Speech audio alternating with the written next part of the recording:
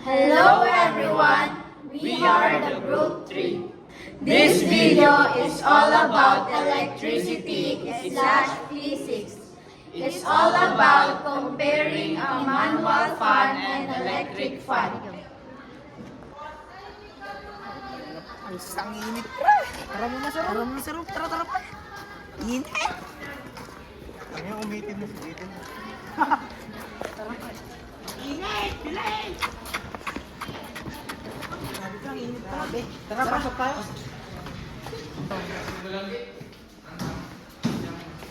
Init pre! Pre ko! Grabe pre, init pala sa labas! Oo nga eh. Dapat suspended na lang. Kailangan natin ng hangin pre. Kuha kaya ng kwan, pamaypay. Ay pa pre. No. Oo pare, paypay mo. Paypay mo ang init. Sarap ng hangin. Ikaw rin pre.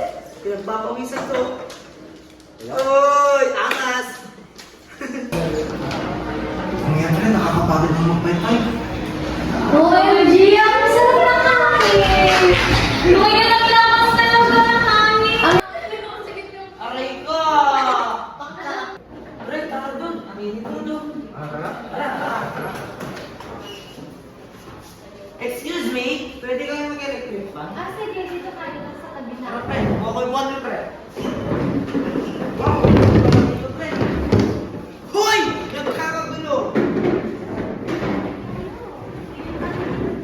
Grabe, may namin pala dito. Okay nga, ang ganda nga. Hindi na nga kami nahihirapan magpaybay. Kaya ang isipin namin pumunta dito para makilig. Mahirap kasi yung pamaypay. Yan eh, nakuha ay... Why did the boys choose to be in the place where electric fan is located than in their place where they uses manual fan? They choose to go for electric fans because it would be harder if they stayed with using hand fans or manual fans. Is the difference between a manual fan and an electric fan.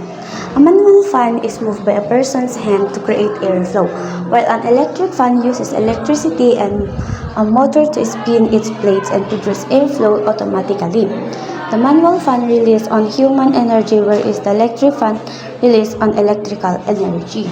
Which is better, electric fan or hand fan pamaypay?